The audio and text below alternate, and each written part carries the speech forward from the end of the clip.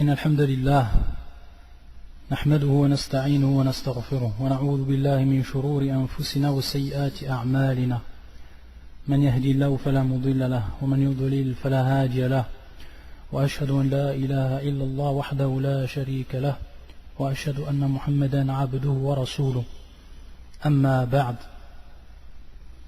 فإن أصدق الحديث كتاب الله وخير الهدي هدي محمد صلوات الله وسلامه عليه وشر الأمور محدثاتها وكل محدثة بدعة وكل بدعة ضلالة وكل ضلالة في النار. Donc, bi'idnillah wa bi'awnillah azza wa jal, nous allons continuer ces cours qui concernent donc tout ce qui est en relation avec la famille, depuis le début jusqu'à la fin, comme on l'a déjà expliqué précédemment dans le cours. Et on a intitulé l'ornement précieux des époux vertueux. La dernière fois on a parlé sur plusieurs sujets et principalement on a vu comment l'islam, à travers le Coran et à travers la sunna du prophète sallallahu alayhi wa sallam, a incité les jeunes plus précisément et les gens de façon générale à se marier et à chercher une épouse ou un époux vertueux ou vertueuse. Et parmi les hadiths que l'on cite également, ce hadith qui est rapporté par l'imam Ahmed et l'imam al-Nasa'i et l'imam al-Bayhaqi ou al-Hakim rahmatullah ala al-Jami' et qui est un hadith authentifié par Cheikh al-Albani kama fi Sahih al-Jami' le hadith numéro 3124 où le prophète sallallahu alayhi wa sallam قال حبب إلي من دنياكم النساء والطيب وجعلت قرة عيني في الصلاة وجعلت قرة عيني في الصلاة. Le prophète sallallahu alayhi wa sallam, il nous dit dans ce hadith qu'on lui a fait aimer dans cette vie d'ici-bas min dunyakum, c'est-à-dire dans votre vie d'ici-bas, an-nisa'u wat-tib, c'est-à-dire les femmes et le parfum, les femmes et le parfum. Et également il dit وَجُعِلَتْ قُرَّةُ عَيْنِي فِي الصَّلَاةِ, c'est-à-dire qu'on a placé l'embellissement de mes yeux dans la prière. On a placé l'embellissement de mes yeux dans la prière. Fi salah. Comment on comprend ce hadith? Il est clair par rapport à ce qu'il indique. Parce que le prophète sallallahu alayhi wa sallam, il nous dit qu'on lui a fait aimer dans cette vie d'ici-bas ou dans votre vie d'ici-bas la femme ou les femmes et le parfum. Bien entendu, pour ce qui est de la femme, le seul moyen de parvenir à elle est dans le halal, c'est-à-dire dans ce qui est autorisé par rapport à l'islam, c'est le mariage. Donc on voit en ce sens que bien entendu ici c'est encore une incitation au mariage. Wattib, et également le parfum. Donc pour ce qui est du parfum, il faut savoir que le parfum, il y a beaucoup de bénéfices par rapport au parfum. Comme on sait, il apporte la fraîcheur, également la bonne odeur, et il est agréable aux anges également, car on sait que non seulement les anges, c'est-à-dire qu'ils ou leur effet préjudice, de même ce qui est fait préjudice à l'homme, comme par exemple la mauvaise odeur. La mauvaise odeur, les al-malaïka, c'est-à-dire les anges, c'est un préjudice pour eux, comme pour l'homme. De même, la bonne odeur, c'est quelque chose qui est agréable pour eux, comme pour l'homme. Et tout également, toutes les fawaïd que l'on trouve, et on sait que la sunna du prophète sallallahu alayhi wa sallam nous a également invité à utiliser le parfum, que ce soit durant la prière, etc. C'est-à-dire que la personne soit toujours parfumée et ressorte d'elle une bonne odeur. Et ce qui nous intéresse également ici, c'est An-Nisa, ou ce qui est de principal ici dans le hadith, c'est bien sûr An-Nisa, c'est-à-dire les femmes. Et on sait tout simplement que les femmes, l'importance qu'elles ont au niveau de l'islam, elles sont masabih al-buyut, c'est-à-dire les lampes ou les lumières, elles illuminent les foyers. Et que elles sont manbat al-awlad wa asaswa, c'est-à-dire qu'elles sont également l'origine des enfants et leur source, et c'est celles qui vont donner le plus de temps aux enfants et donc vont être les plus influentes par rapport à l'éducation des enfants. Donc ceci, bien entendu, est un rôle qui est primordial, essentiel fil mujtama', c'est-à-dire dans la communauté musulmane. C'est-à-dire que également dans ce hadith, pour terminer son explication, c'est que le prophète sallallahu alayhi wa sallam nous indique l'embellissement de ses yeux a été mis durant la prière. Et bien entendu, durant cette prière-là, où al-abd, c'est-à-dire l'esclave, il se place devant Allah subhanahu wa ta'ala, et qu'il va donc y avoir une relation entre l'esclave et Allah, comme tout le monde le sait. Et on voit qu'ici, ce qui était placé donc comme embellissement des yeux, ça a été durant la prière du prophète sallallahu alayhi wa sallam, d'où l'importance primordiale et fondamentale également. Et donc ce na'im, si on le considère comme un na'im, c'est-à-dire comme un délice, c'est un na'im fil ajil, c'est-à-dire que c'est un délice non seulement qui est immédiat, donc dans la vie d'ici-bas, et également qurb fil ajil, c'est-à-dire c'est également à titre différé un rapprochement.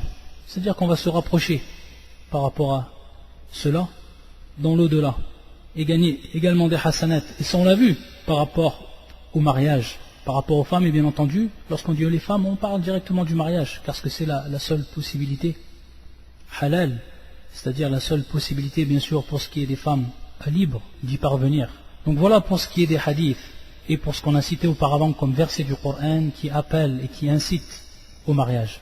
Également, ce qu'on cite, et ici c'est plus une mise en garde, c'est par rapport à certaines sectes de l'islam, et plus précisément soufis, c'est-à-dire les soufis, qui, beaucoup d'entre eux, appellent eux au contraire de ce qu'a appelé le Coran et la Sunna, et en l'occurrence ici, le mariage, et qui appellent donc les gens à délaisser le mariage et se consacrer de façon exclusive à l'adoration d'Allah Azza wa Jalla. Bien sûr, lorsqu'ils disent de façon exclusive, c'est dans leur compréhension à eux.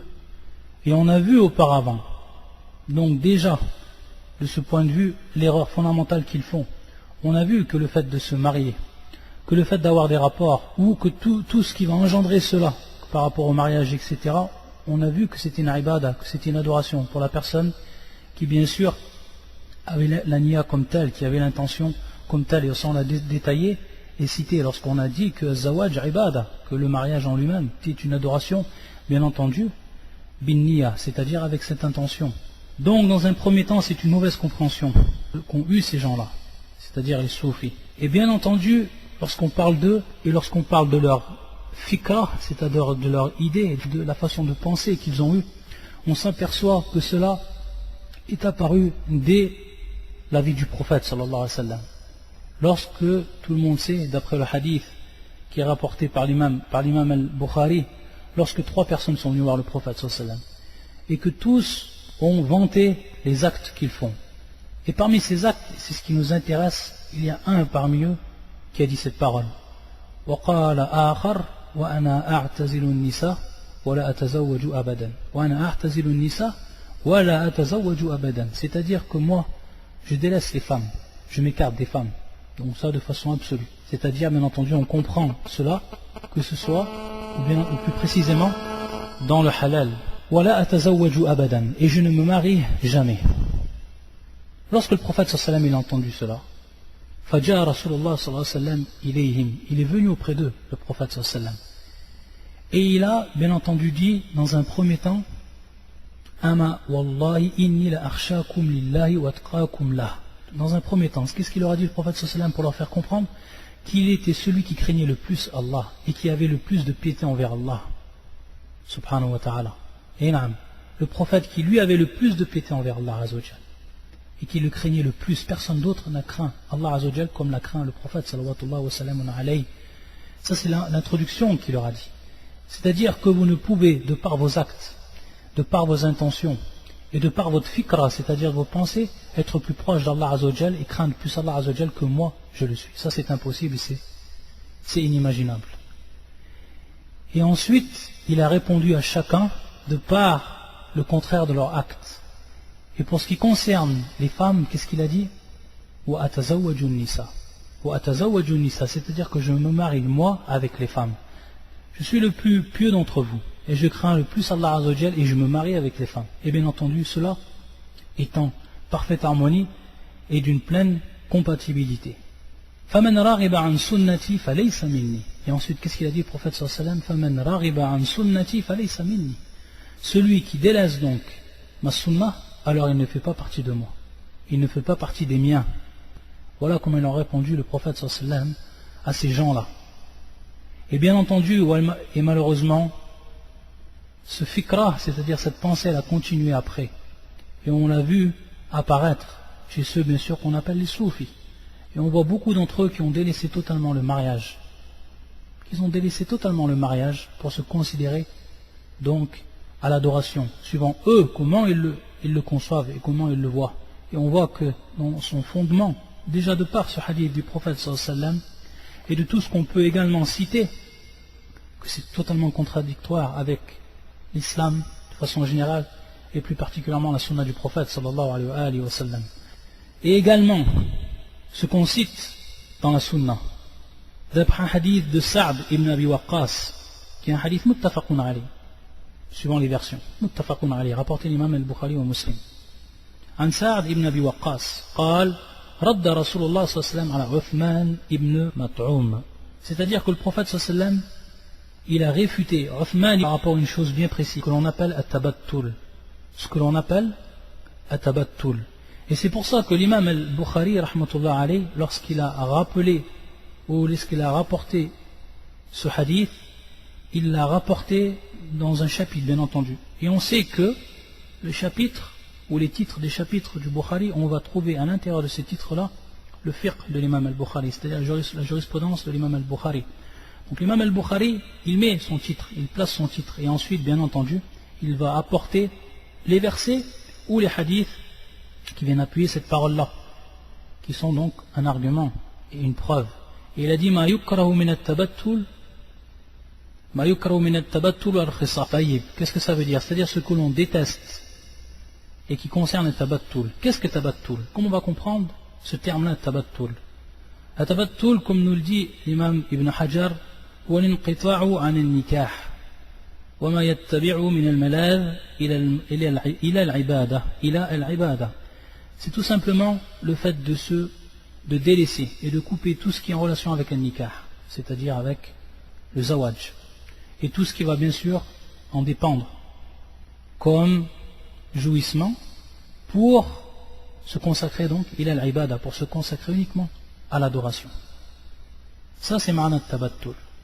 C'est ma'na tabattul. Donc on voit ici que le prophète sallallahu alayhi wa sallam, il a réfuté cela à Uthman, qui lui avait l'intention de ne pas se marier, et donc d'appliquer ce fi'l, c'est-à-dire cet acte-là qu'on appelle la tabattul. Et ensuite il est dit walaw adina la lakhtasayna. C'est-à-dire, s'il nous avait permis de faire cela, alors on serait castré. Carrément, on serait castré. Comme tout le monde sait ce que cela veut dire. Wallah al-musta'an. Donc, on voit ici que le prophète sallallahu alayhi wa sallam, il a réfuté cela. Et il l'a même interdit. Comme dans le hadith qui est rapporté par l'imam al-Nasa'i, qui est un hadith authentique, authentifié par Cheikh Albani et d'autres, qui est un hadith de Samura ibn Jundub, an al-Nabi sallallahu alayhi wa sallam, na'an al-tabattul. Samura nous informe que le prophète sallallahu alayhi wa sallam a interdit ce qu'on appelle le tabattul, ce terme-là. Il a interdit le prophète sallallahu alayhi wa sallam. Donc ici, el karaha, c'est bien entendu min bab at-tahrim, ça rentre en fait dans l'interdiction. Et bien entendu, à ne pas confondre avec le sens d'un verset du Coran, et qui est le verset suivant, وَتَبَتَّلْ إِلَيْهِ تَبْتِيلًا. وَتَبَتَّلْ إِلَيْهِ تَبْتِيلًا. Ma'na de ce verset, bien entendu, ici on voit la forme verbale de ce terme tabattul qui est employé ici dans le Coran, où il est dit وَتَبَتَّلْ إِلَيْهِ تَبْتِيلًا. Et l'explication que nous ont donné les salaf, parmi eux les sahaba, comme Ibn Abbas et d'autres encore, et ceux qui les ont suivis, parmi les tabi'in, Mujahid et d'autres encore, يعني أخلص له إخلاصا. C'est-à-dire, ma'na de ce verset-là, vous, un culte exclusif en Allah Azzawajal, qui est bien sûr source d'une pure intention envers Allah Azzawajal, une ikhlas qui va être pure. C'est dans ce sens que l'on comprend ce verset. Et bien entendu, lorsque ce verset il est rappelé, on va également se rappeler les autres hadiths du prophète sallallahu alayhi wa sallam, pour comprendre donc quel est le maqsoud de ce hadith, de ce verset. Et on sait que de toute manière, même si l'on regarde au niveau de cet acte même, le fait de se couper totalement des femmes et donc de délaisser le mariage, on va s'apercevoir qu'il y a de très mauvaises répercussions par rapport à l'homme dans ce sens. Et ce que nous cite Ibn al-Jawzi rahmatullah alayh, dans son livre Talbis Iblis, lorsqu'il fait donc lui une réfutation aux soufis, et qui concerne donc ce sujet, le fait de délaisser le mariage. Et il nous précise que même parmi eux, ceux qui incitent et invitent à le délaisser. Donc c'est carrément une da'wa qu'ils font. C'est carrément un prêche qu'ils font. Il dit tout simplement, il cite trois préjudices qui vont advenir. Il dit d'un point de vue tibbi, c'est-à-dire d'un point de vue médical, il va advenir des maladies. Al-marad bi habs al-ma. Al-marad bi habs al-ma. Bien entendu, lorsqu'on ne fait pas sortir, et bien entendu bi tariq halal, c'est-à-dire par une voie qui est licite, le sperme qui est fabriqué, alors automatiquement cela va avoir pour conséquence dans la plupart des cas des problèmes au niveau de la santé, comme il le cite. Que ce soit par rapport au corps qui va devenir froid et également les gestes qui vont devenir affaiblis, etc. Et on sait que de toute manière, de façon générale, on sait que c'est contre la nature humaine. C'est-à-dire que c'est quelque chose qui va à l'encontre de la nature humaine. Si Allah Azza wa Jalla nous a créé de cette façon-là, c'est donc qu'on utilise cette qudra, cette capacité donc dans ce qui est halal. Et donc, lorsqu'on voit la sunna du prophète sallallahu alayhi wa sallam, automatiquement on va savoir que c'est contraire à la nature humaine. Parce que tout ce qui est venu dans l'islam, que ce soit au niveau du Coran, que ce soit au niveau de la sunna, tout est en parfaite harmonie avec la nature humaine, comme Allah Azza wa Jal il nous a créé, al-fitra.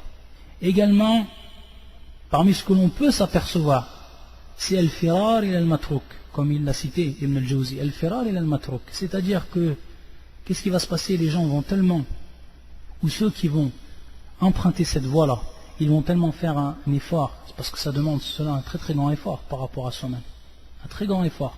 Et certains n'auront peut-être pas le niveau, et un jour ils vont craquer. Et qu'est-ce qui va advenir? Ça va être complètement le contraire. C'est-à-dire que la personne qui s'est privée de cette chose-là, lorsqu'elle verra qu'elle n'a pas eu la capacité d'y parvenir, c'est-à-dire délaisser le mariage, délaisser les femmes, ce qui va se passer, ça va être totalement le contraire. C'est-à-dire qu'il va atteindre ce but qui lui était donc privé, c'est-à-dire par toutes les voies qui vont lui être possibles. Et bien entendu, fait le haram. Et ça va être donc le contraire de ce qu'il avait voulu auparavant. Et ça, c'est quelque chose qui arrive souvent, wallah al-musta'an, qui arrive souvent et que l'on voit. Hada amr mashhoud, c'est quelque chose que l'on peut voir et que l'on peut témoigner. Et également la troisième, et c'est ce qu'on a vu à travers le hadith du prophète sallallahu alayhi wa sallam et à travers le rad, c'est-à-dire la réfutation qu'il avait fait à Uthman, le prophète sallallahu alayhi wa sallam, qui lui, Uthman avait dit, si il nous avait permis de faire cela, l'ahtasayna, c'est-à-dire qu'on serait donc castré. Et bien entendu, ceux qui font cela, ils peuvent être amenés à faire cet acte-là, wallah al-musta'an, et qui est également interdit au niveau de l'islam. Comme on l'a vu d'après le chapitre qu'a cité l'imam al-Bukhari, il a parlé non seulement de at-tabattul, mais également il a parlé de al-khassaf. Et donc on voit que l'ignorance de certaines de ces personnes vont les amener à le faire. Et il faut savoir que même s'ils font cela, ça ne dissipe pas l'envie et le désir. Ça ne dissipe pas l'envie et le désir. Wallah al-musta'an. Donc on voit que dans tous ces cas, il va devenir ce qui est contraire à la nature humaine. Donc du point de vue de l'islam, on voit que c'est en complète contradiction. Mais il faut connaître ces hadiths, il faut connaître la sunna du prophète sallallahu alayhi wa sallam pour pouvoir mettre en évidence aux gens de ceux qui ont cette fikra, c'est-à-dire qui ont cette pensée, et leur prouver d'après donc les preuves et les arguments de manière claire et explicite que cela est contraire. Wallah al-musta'an. Taïb, également dans ce sens-là, c'est-à-dire lorsqu'on parle bien sûr de délaisser le mariage, il se peut que la personne s'est mariée. Taïb, la personne elle s'est mariée, c'est-à-dire qu'elle n'a pas eu cette mauvaise pensée ou cette fikra.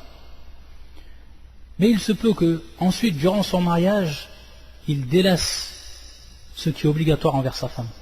Et ça on le retrouve beaucoup chez les soufis. On le retrouve également dans les sectes qui sont d'aujourd'hui et qui ont pris ce minhaj, qui ont pris cette voie, la voie des soufis, comme Jama'at Tablir.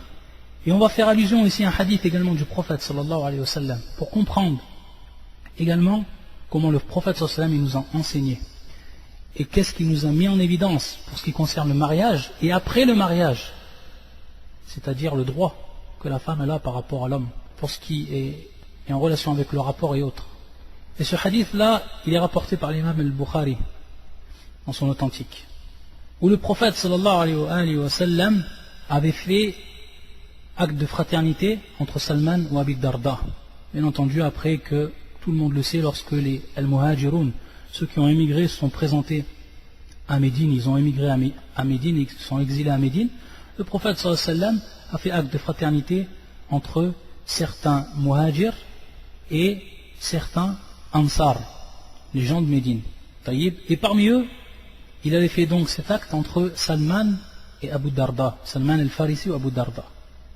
فجاء في هذا الحديث فجاء سلمان يزوره فإذا أم الدرداء متبذلة فقال ما شأنك يا أم الدرداء قال إن أخاك أبا الدرداء يقوم الليل ويصوم النهار وليس له في شيء من الدنيا حاجة. Salman un jour il est venu visiter Abu Darda. Et lorsqu'il est venu le visiter, il a trouvé Umm Darda mutabaddila. Qu'est-ce que veut dire ce terme mutabaddila, qui est un terme qui est important pour comprendre également, qui va nous faire comprendre certaines choses par rapport à ce hadith. Mutabaddila bima'na labisa thiyab al-mihna. Il y a ce qu'on appelle al-bidla, qui vient donc du terme mutabaddila, al-bidla, et qui est al-mihna. C'est-à-dire tout simplement qu'elle s'était habillée avec ses vêtements de travail, c'est-à-dire shurul al-bayt, c'est-à-dire le travail, lorsque la femme elle travaille, lorsqu'elle est dans la cuisine et tout, qu'elle porte un tablier, etc. Il y en a des choses où bien entendu l'homme, lorsqu'il la voit, il n'aura pas envie d'elle automatiquement. Mutabaddila. Donc la femme qui est mal habillée, qui est habillée en habit de travail, bien sûr en travail, ce qui est en rapport bien sûr avec la maison. Taïb, comme un habit de ménagère, etc. Alors il s'est étonné, regardez ça. Lorsqu'il l'a vu dans cet état-là, Salman il s'est étonné de cette situation. Il s'est étonné de voir Umm Darda dans cette situation. Et qu'est-ce qu'il lui a dit? Ma sha'nuki ya Umm Darda. C'est-à-dire qu'il lui a demandé, qu'est-ce qui t'arrive? Quel est le problème, ya Umm Darda? Quelle est ton affaire, ya Umm Darda? Regardez donc que cela, Salman, il s'en est posé la question. Il lui a même posé la question, parce que ce n'est pas un état qui est normal de la trouver dans cet état-là. Et peut-être à cette heure de la journée. فقالت إن أخاك أبا الدرداء يقوم الليل ويصوم النهار. C'est-à-dire ton frère Abu Darda, il prie durant toute la nuit, يقوم الليل, et il somme, c'est-à-dire il jeûne durant toute la journée. ويصوم النهار. وليس له في شيء من الدنيا من الدنيا حاجة. C'est-à-dire qu'il n'a pas besoin par rapport à la dunya حاجة. Bien sûr ici, de façon adab, c'est-à-dire avec une bonne parole qui va nous faire comprendre, et de manière indirecte, qu'elle parle bien sûr par rapport à elle, à son cas, c'est-à-dire par rapport à la relation qu'a Abu Darda par rapport à sa femme, et que ça fait partie bien entendu de ce qu'on appelle al-haja, parce que l'homme il a besoin de la femme dans cette vie d'ici-bas. Et lui, bien entendu, ici dans ce sens-là, il n'a aucun besoin. Donc il s'est passé cela, qu'il a su, donc il a su la cause de cet habit-là. Salman, il a attendu bien sûr qu'Abu Darda y vienne. Fadja Abu Darda ensuite il est venu. Taïb. Une autre faïda que l'on trouve dans ce hadith, c'est que la femme, elle doit également s'habiller d'une belle manière et avec de beaux habits pour recevoir son homme. Taïb. Pourquoi? C'est ce qu'on comprend de ce hadith-là. Et c'est ce qu'on comprend de l'étonnement de Salman lorsqu'il a vu Umm Darda en cet état-là. Alors que la femme, elle aurait dû ici s'habiller d'une belle manière, sachant qu'elle est mariée, et que son mari, par rapport à elle, il a un droit, par rapport au fait de s'habiller, par rapport à qu'elle soit plaisante. Donc il a attendu Salman, Abu Darda, et lui a dit Faja Abu Darda, farahhaba bi Salman, wa qarraba ilayhi ta'aman, faqala lahu Salman, at'am, qala inni sa'im. Donc ensuite il lui a approché une nourriture, pour qu'il mange. Faqala lahu Salman, qu'est-ce que lui dit Salman? At'am, c'est-à-dire mange avec moi. Et qu'est-ce qu'il lui a répondu donc Abu Darda? Son habitude, inni sa'im, c'est-à-dire que je suis صائم, jeûneur. قال أقسمت عليك لتفطرن. أقسمت عليك لتفطرن, c'est-à-dire qu'il a juré par Allah Azza wa Jal, Salman, qu'il casserait son jeûne et qu'il va manger. Et il lui a dit Ma ana bi'akil hatta ta'kul, c'est-à-dire que je ne vais pas manger ce que toi tu manges. Fa'akala ma'u. Alors il a mangé à ce moment-là avec lui. ثم بات عنده, c'est-à-dire qu'il a dormi avec lui. Salman, il est resté donc avec lui la nuit, avec Abu Darda, il a dormi avec lui. فلما كان الليل أراد أبو الدرداء أن يقوم. Lorsque donc la nuit elle est venue, elle est apparue, Abu Darda il a voulu se lever bien sûr pour prier. فمنعه سلمان. Salman il lui a interdit de faire cela. وتكرر ذلك مرارا, c'est-à-dire que cela il s'est arrivé plus d'une fois. Plus d'une fois Abu Darda il a voulu se lever, et plus d'une fois Salman il lui a interdit de le faire, de prier, donc de se lever. ثم قال سلمان يا أبا الدرداء إن لجسدك عليك حقا. C'est-à-dire que ton corps par rapport à toi, il a un droit. Regardez un peu le fiqh, regardez le fiqh, la compréhension de l'islam de Salman, la jurisprudence de Salman, radiyallahu ta'ala anhu, et comment il va le faire comprendre à Abu Darda, ce qu'il est en train de faire, et que ce n'est pas en conformité avec ce qu'a appelé l'islam. Inna li jasadika alayka haqqan, wa inna li ahlika alayka haqqan. Et ta famille, bien entendu ici lorsqu'on dit al-ahl de façon générale, c'est la femme. Wa inna li ahlika alayka haqqan, c'est-à-dire qu'elle a un droit par rapport à toi. Ta femme, elle a un droit par rapport à toi, par rapport à ce qui est du rapport, par rapport à ce qui est de la relation, etc. Soum wa aftir wa salli wa ati ahlak. Et qu'est-ce qu'il lui a dit? Il lui a donné donc le juste milieu par rapport à cela. Et il lui a dit, Salman, soum wa aftir, c'est-à-dire que fais le jeûne, mais également rompe le jeûne. Ne jeûne pas tout le temps. Wa salli wa ati ahlak, c'est-à-dire prie, mais également présente-toi auprès de ta femme. Wa a'ti kulla dhi haqqin haqqah, et donne à tous ceux qui ont un droit, bien entendu par rapport à toi, leur droit. فلما كان في وجه الصبح قال قم الآن إن شئت فقام فتوضأ ثم ركع ثم خرج إلى الصلاة. Donc à ce moment-là, lorsque le subh il est apparu, il lui a dit donc maintenant lève-toi. Maintenant lève-toi si tu veux. Et ils sont donc levés tous les deux, ils ont fait le dos et ensuite, bien entendu, ils ont prié et ensuite ils ont été à la prière, à la mosquée. Fadana Abu Darda liyukhbira Rasulullah sallallahu alayhi wa sallam. Il est venu ensuite, Abu Darda, pour lui informer de ce que lui avait dit Salman, pour s'assurer de l'authenticité de cette parole de Salman. Billadhi amarahu Salman, donc de ce qu'il lui a obligé de faire. Faqala lahu Rasulullah sallallahu alayhi wa sallam, Sadaqa Salman. Sadaqa Salman, c'est-à-dire que Salman, il a dit la vérité dans ce qu'il t'a dit, dans ce juste milieu, et dans le fait d'adorer Allah Azzawajal, et également de te présenter auprès de ta femme, et de donner de façon plus générale, que ce soit ton corps et autres, tous ceux qui ont un droit sur toi, de leur donner ce droit-là, ça c'est la vérité. Et dans une autre version, il a répété exactement, le prophète sallallahu alayhi wa sallam, ce qu'avait dit Salman. Ya Aba Darda, inna li jasadaka alayka haqqan. Comme l'a dit Salman. Donc on voit que Salman, il a pris cet enseignement du prophète sallallahu alayhi wa sallam, et il l'a ensuite enseigné lui à Abu Darda, radiyallahu ta'ala anhum ajma'in. Donc on voit ici que dans cet enseignement prophétique, la personne sur le juste milieu. Non seulement il est plaisant avec sa femme, il vient à sa femme, mais également il prie, c'est-à-dire donc un juste milieu. Ce n'est pas pour autant qu'il va délaisser l'adoration.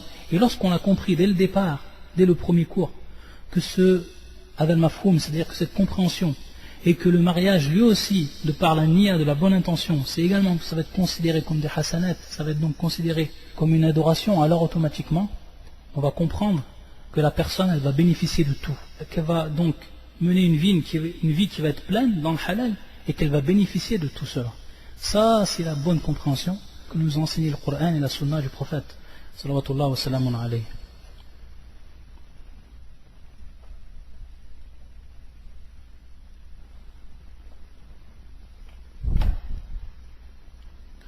Maintenant donc, après avoir parlé de ce qui concernait l'incitation de l'islam pour ce qui est du mariage, on va passer à un autre chapitre. C'est tout simplement ikhtiyar zawj wa zawjati salihin, c'est-à-dire comment maintenant on va choisir la femme, comment on va choisir nous la femme, et comment bien entendu la femme elle va choisir son homme, c'est-à-dire elle va voir dans ceux qui vont se présenter les caractéristiques qui sont demandées, que ce soit donc pour l'homme et que ce soit également donc pour la femme. Et parmi les versets que l'on cite dans un premier temps, commençant bien entendu par le Coran et les versets où la parole qui est la meilleure des paroles est celle d'Allah subhanahu wa ta'ala, يقول الله سبحانه وتعالى وأنكحوا الأيام منكم والصالحين من عبادكم وإمائكم إن يكونوا فقراء يغنهم الله من فضله والله واسع عليم. وأنكحوا الأيام منكم والصالحين من عبادكم وإمائكم, c'est-à-dire marier les célibataires d'entre vous et les pieux parmi vos esclaves, hommes et femmes. إن يكونوا فقراء يغنيهم الله, c'est-à-dire s'ils sont pauvres, alors Allah Azza wa Jal les enrichira de par sa grâce. إن يكونوا فقراء يغنيهم الله من فضله والله واسع عليم, et Allah est immense et omniscient. Donc dans ce verset on a déjà parlé pour ce qui est du verbe ici وأنكحوا, et bien sûr qui revient à la base du terme nikah, ça on l'a déjà expliqué. Taïb. Et également, on a déjà revenu sur le statut du mariage, est-ce qu'il est obligatoire, mustahab, ou que cela dépend des situations. Ça également on l'a expliqué. Et ceux bien sûr qu'ils ont dit l'obligation, ils reviennent à ce genre de verset. Car on voit ici sirat al-amr, c'est-à-dire bien entendu ici, c'est l'impératif qui est utilisé dans ce verset. Al-ayama minkum. Tayyib. Pour ce qui est du terme al-ayama, qu'est-ce que veut dire ce terme al-ayama que l'on a traduit ici ou que l'on traduit marier les célibataires d'entre vous? Al-ayama, c'est bien entendu un pluriel. Et son singulier c'est ayyim. Son singulier c'est ayyim. Bishidda al-ya. Al-ayyim. وهذا يقال ذلك للمرأة التي لا زوج لها وللرجل الذي لا زوجة له. C'est-à-dire que non seulement c'est utilisé dans un premier temps pour la femme qui elle n'a pas de mari, donc une célibataire, et également pour l'homme qui lui n'a pas de femme, qui est également célibataire. Donc on l'utilise non seulement pour l'homme et non seulement pour la femme. Taïb. Donc c'est pour ça que ça va être général lorsque il est dit وَأَنْكِحُوا الْأَيَامَ, c'est-à-dire marier donc les célibataires. Marier les célibataires d'entre vous. Et bien sûr ici, al-khitab lil-wali, ou al-awliya, c'est-à-dire bien sûr que Allah Azza wa Jal s'adresse à ceux qui ont la responsabilité. Pour ce qui est par exemple des femmes, le tuteur. Donc marier, ankihu al-ayama minkum. Al-ayyim, que ce soit une personne qui s'était déjà mariée auparavant et qui ensuite a délaissé, c'est-à-dire s'est séparé, ou alors qu'il ne s'est pas marié auparavant, ou auquel, c'est le cas de la femme, qu'elle ne s'est pas mariée. Également on dit, dans ce terme-là, al-ayyim, on emploie ce terme al-ayyim, son pluriel al-ayama. Ankihu al-ayama minkum was-salihina min ibadikum. Min ibadikum wa imaikum. C'est-à-dire donc, marier d'entre vous également les pieux parmi les esclaves, que ce soit des hommes et des femmes. Et ensuite, dans la fin du verset, s'ils sont pauvres, Allah les enrichira par sa grâce. Et Allah est immense et omniscient. Donc on voit ici qu'il y a le hab, que dans ce verset on trouve également l'incitation au mariage. Et que celui qui va se marier avec une bonne niya, c'est-à-dire avec une bonne intention, afin de se protéger du haram, et afin de se rapprocher d'Allah Azza wa Jal, de par cela, c'est-à-dire qu'Allah Azza wa Jal, il va les enrichir. Et on avait déjà vu également la parole de Ibn Mas'ud lorsqu'il disait Iltamisu al-ghina fi nikah. C'est non seulement comme on l'avait compris, c'est-à-dire faire les causes pour pouvoir s'enrichir, pour pouvoir se marier, mais également Iltamisu al-ghina fi nikah, c'est-à-dire lorsque vous vous mariez, c'est-à-dire en vous mariant, de par cette promesse d'Allah Azza wa Jal, Allah va subvenir à vos besoins. Et Allah Azza wa Jal va vous ouvrir des portes dont vous n'y pensez même pas. Et donc il va pourvoir à votre besoin, subhanahu wa ta'ala. Ça c'est une promesse. Et comme on l'a vu également dans le hadith authentique. Donc ça, la personne, elle ne doit pas avoir de doute par rapport à cela. La personne, elle ne doit pas avoir de doute pour ce qui est de cette promesse, que ce soit dans le verset ou que ce soit dans le hadith qu'on a déjà vu. Pour ce qui est du mariage, et ça va être une façon, de manière générale, c'est une chose qui va être connue de tout le monde.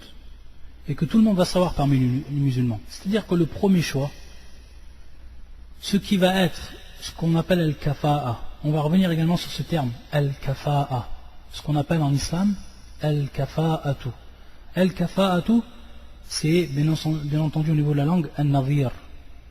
Al-nadhir, c'est-à-dire ce qui va être ressemblant, ou ce qui va être plutôt équivalent, pour être plus précis, ce qui va être équivalent. C'est-à-dire l'équivalence que l'on va trouver entre l'homme et la femme. Et on va revenir sur cela, ce qu'on appelle al-kafa'atu. Et bien entendu, pour ce qui est de al-kafa'a, à l'intérieur de ce terme-là, il va rentrer les caractéristiques que la personne doit chercher, que le croyant il doit chercher à travers la femme pour que son mariage réussisse. Et on sait à partir de là que ce caractéristique, c'est bien entendu le din, c'est la religion. On va revenir au hadith du prophète sallam. On va également expliquer cela. Mais déjà en introduction, on peut savoir que beaucoup de problèmes qui sont dus, ou que l'on trouve dans le couple et dans le mariage, ça a été dû dans un premier temps la précipitation lors du choix. C'est-à-dire que la personne se précipite. Alors que ce qu'il lui demandait, c'était qu'elle fasse une recherche qui est précise. Mais pour beaucoup de raisons, on trouve que beaucoup de jeunes, Allah al-Musta'an, ils se précipitent pour ce qui est du mariage. Et automatiquement, qu'est-ce qui va arriver à la fin? Eh bien, ce que l'on sait. Ça se finit soit par un divorce, ou alors une vie qui va être remplie de problèmes. Donc la personne, le croyant, le musulman, qui sait que lorsqu'il va se marier avec cette sœur, et qu'elle va rester toute la vie avec lui. Il va partager sa nourriture, il va partager son quotidien de façon générale avec cette femme. Alors à lui, c'est celui qui est intelligent et celui qui veut préserver sa religion et qui veut, bien au contraire, vivre pleinement sa religion, que ce soit pour lui un moteur, que ce soit pour lui une façon de progresser dans la religion, alors qu'il fasse une recherche qui soit précise et qu'il s'éloigne de toute précipitation pour ce qui est du mariage et qu'il ne regarde pas, et c'est le cas de beaucoup de personnes, ce qu'on pourrait appeler entre parenthèses bien entendu l'ensorcellement de la beauté humaine, c'est-à-dire regarder avant tout l'islam de la femme, la religion de la femme. Et à partir de là, bien entendu, on connaît le hadith qui est muttafaqun alayhi, rapporté par l'imam al-Bukhari et le Muslim, où le prophète sallallahu alayhi wa sallam nous dit tunkahul mar'atu li arba'ah, c'est-à-dire que l'on va se marier avec une femme, et donc bien entendu on va chercher, et on est bien entendu ici dans les préliminaires du mariage, c'est-à-dire avant toute chose, chercher la femme. On va se marier avec une femme, et les caractéristiques qu'on va chercher dans cette femme-là, ils sont de 4. Le prophète sallallahu alayhi wa sallam nous a dit l'imaliha. Le premier nous a dit l'imaliha, c'est-à-dire par rapport à son argent. Donc ces 4 qui vont être cités, ils sont tous pris en compte. Ils sont bien entendu tous pris en compte. C'est-à-dire que on ne peut pas dire moi je me suis marié avec cette femme ou j'ai trouvé une femme qui elle remplit une de ces caractéristiques. Qui remplit bien sûr, lorsqu'on dit l'une de ces caractéristiques, qui va remplir la caractéristique qui est fondamentale, comme on va le voir dans la suite du hadith. Taïb. Mais lorsque la personne dit en plus, j'ai trouvé ces caractéristiques en plus chez cette femme-là, fala junah, c'est-à-dire qu'il n'y a pas de mal par rapport à cela. Et que ce soit ici le cas de la richesse, une femme qui est riche. Et on sait que lorsque la femme elle est riche, il va avoir des bénéfices par rapport à l'homme.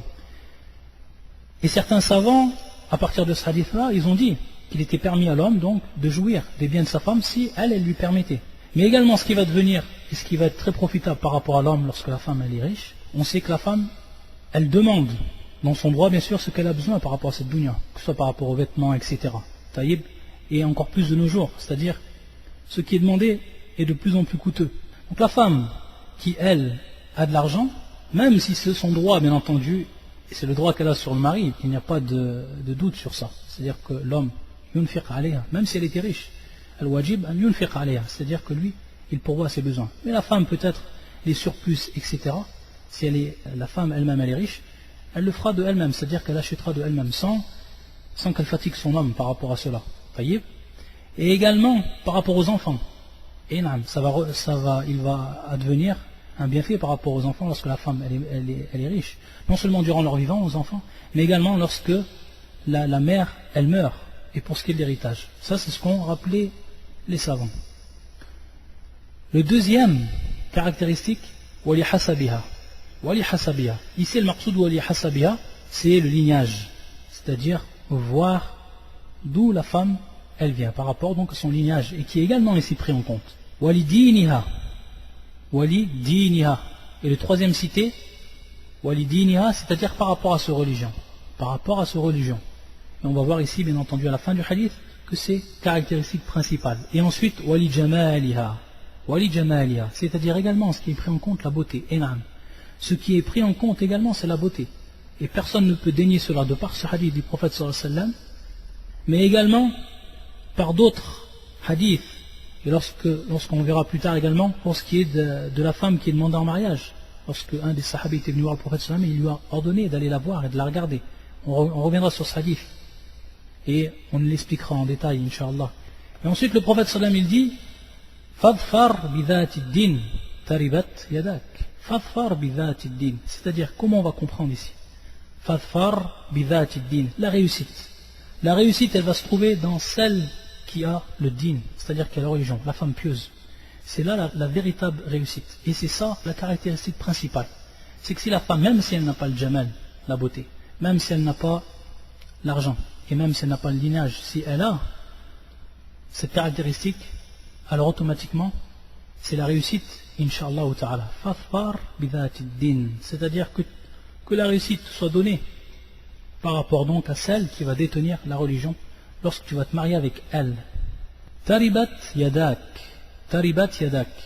Et ici, quelle est cette expression du prophète sallallahu alayhi wa sallam? Ce terme, qu'est-ce qu'il veut dire, Taribat yadak? La siqata bit-turab. Donc il y a kinaya an al-faqr, ou kinaya, ou il y a kinaya an al-faqr. C'est tout simplement cette expression qui veut dire que tes mains soient imprégnées de terre. Que tes mains soient imprégnées de terre. Ici c'est une kinaya, c'est-à-dire c'est une expression que le prophète sallam a dit pour faire part du faqr, c'est-à-dire la pauvreté. Qui est la pauvreté, comme l'a expliqué Ibn Hajar fil Fath. Taïb. Donc, taribat yadak, ici kinaya an al-faqr. C'est-à-dire que le prophète sallallahu alayhi wa sallam dit, si tu ne vas pas faire ça, donc tu ne vas pas réussir. Wallah al-musta'an. Si tu n'as pas pris celle qui possédait donc le din. Taïb, un dernier point qu'on va citer, donc par rapport à ce cours, c'est al-kafa'a. C'est ce qu'on a parlé donc, al-kafa'a. Et il faut savoir que al-kafa'a, qui veut dire donc au niveau de la langue arabe, al-nazir, ce qui est équivalent. Il faut savoir que les savants, par rapport à cela, ils ont cité plusieurs critères qui rentrent dans ce qu'on appelle le kafa'a. Et parmi donc ce qui est cité, c'est bien entendu, comme cela est venu dans le hadith, c'est ad-din, c'est-à-dire donc la religion. C'est-à-dire que le pervers, celui qui donc n'a pas de religion, qui est un pervers, il ne va pas être équivalent à la femme qui, elle, est chaste, bien entendu. Donc ici, il n'y a pas de kafa'a. Ici, il n'y a pas de kafa'a, pour ce qui est de ce premier point. Donc ça, le premier, c'est ad-din, c'est la religion. Le deuxième, al-hurriya, c'est-à-dire donc la liberté. C'est-à-dire que l'esclave, il n'est pas bien sûr équivalent à la femme qui va être libre, elle. Également, ce qu'ils prennent en compte, les savants, as-sana'a, c'est-à-dire le métier. Et donc, bien sûr, celui qui va avoir un simple métier, il ne va pas être fouan, c'est-à-dire il ne va pas être équivalent pour, par exemple, une fille d'un grand commerçant. Taïb. Ce qu'ils prennent également en compte, al-mal, c'est-à-dire donc l'argent. Et donc, celui qui va être pauvre, il ne va pas être équivalent pour celle qui, elle, est riche. Et ils prennent également, et ça c'est le cinquième, c'est un nasab. Un nasab, c'est-à-dire le lignage. C'est-à-dire que le nom arabe, il n'est pas équivalent à l'arabe. Et ça, c'est bien entendu ce qui rentre dans al-kafa'a. Et bien sûr, al-kafa'a, c'est donc des caractéristiques. Et ça ne veut pas dire que la personne qui va se marier comme telle, même s'il n'y a pas donc al-kafa'a, l'équivalent, ça veut dire que son mariage va être batil, c'est-à-dire que son mariage ne va pas être bon. Mais c'est des choses qui vont être prises en compte, par rapport à la religion. Et bien entendu, lorsqu'on cite ça al-kafa'a, on va toujours revenir à ce qui est bien entendu la religion. Et lorsqu'on revient bien sûr au hadith, au verset du Coran, inna akramakum indallahi atqakum, c'est-à-dire le plus noble auprès d'Allah Azza wa Jal, c'est celui qui est le plus pieux. Ça bien sûr c'est la base fondamentale, et c'est sur quoi on va toujours revenir. Et il faut savoir, peut-être que certains vont se poser la question, lorsqu'on a parlé de al-kafa'a et qu'on a cité les différents, lorsqu'on a dit al-nasab, c'est lorsqu'on a parlé du lignage. Et le lignage, bien entendu, il a été cité par le prophète ici. Et on sait que, lorsqu'on a dit, bien sûr, on a cité l'Arjami, on a cité l'Arabiyya, lorsqu'on a cité celui qui est non arabe et celui qui est arabe, il faut savoir que ça rentre également dans le lignage. Et ça va être une préférence qui va être donnée. Même si la base, bien entendu, c'est le din. À titre d'exemple, si deux personnes vont se présenter à la femme qui est l'arabe, ces deux personnes vont se présenter et qui ont tous les deux un même niveau de din, les multazimin et des gens qui suivent la religion comme il se doit. Un il est arabe et l'autre il est non arabe. Sa préférence par rapport à cela, bien entendu, ça va être pour celui qui est arabe, de par la préférence qu'il a été faite. Mais si quelqu'un se présente arabe, mais qui n'a pas le même niveau, et qui est loin d'être comme une personne non arabe qui serait présentée, qui lui a du din, et qui lui est vraiment un multazim, bien entendu, le choix va se faire et va revenir donc au critère qui est fondamental et principal. Et par rapport à ça, pour ce qui est bien sûr de la race arabe et des arabes de façon générale, il faut savoir que cela est pris en compte au niveau de la religion, que cela est pris en compte. Et Cheikh al-Islam ibn Taymiyyah, rahmatullah alayh, le cheikh de l'Islam ibn Taymiyyah, comme il le cite dans son livre Iqtida' as-sirat al-mustaqim, ماذا يقول؟ il dit الذي عليه أهل السنة والجماعة اعتقاد أن جنس العرب أفضل من جنس العجم. Il dit, Cheikh al-Islam ibn Taymiyyah, il dit, sur quoi sont les gens de la sunna du consensus par rapport à la croyance. Donc il dit ici, il fait rentrer cela, il dit alladhi alayhi ahlu sunnati wal jama'a i'tiqad, c'est-à-dire la croyance, an jins al-arab afdal min jins al-ajam, que la race des arabes est meilleure que la race des non-arabes. Et ensuite il dit wa anna quraishan afdal al-arab, c'est-à-dire que Quraysh sont les meilleurs parmi les arabes. Ils sont meilleurs donc que les Quraysh. Les Quraysh sont meilleurs que les arabes de façon générale. Wa anna Bani Hashim afdal Quraysh, et que Bani Hashim, donc cette qabila et cette famille sont meilleurs que Quraysh, Wa anna Rasulullah sallallahu alayhi wa sallam afdal Bani Hashim, et que le prophète sallallahu alayhi wa sallam est le meilleur parmi Bani Hashim. Et non. Donc ça c'est, comme nous l'a précisé Cheikh al-Islam ibn Taymiyyah, ce que croient les gens de la sunna du consensus par rapport à la préférence qui a été faite. Préférence qui a été faite bien entendu là où le peuple qui a été choisi c'était le peuple des Arabes pour cette mission qui est de propager la religion. Et le prophète qui a été choisi c'était un prophète parmi les Arabes, et la langue qui a été choisie c'était la langue arabe pour le Coran. Donc ça c'est une chose qui est prise en compte, et ça on ne peut dénier, c'est quelque chose qui est pris en compte, et que cela est connu parmi al-madahib al-thalatha, et comme le dit al-muwaffaq, c'est-à-dire Ibn Qudama, ou qawlu akthar al-ilm, c'est-à-dire la parole de la plupart des gens de science, que donc al-kafa'a est pris en compte pour ce qui est donc du mariage. Mais bien sûr ça ne rentre pas fi siha, yani shart siha, c'est-à-dire que ça va être une condition pour que le mariage il soit pris en compte, c'est-à-dire qu'il soit valable par rapport à la religion. Non, mais c'est pris en compte par rapport donc aux préférences.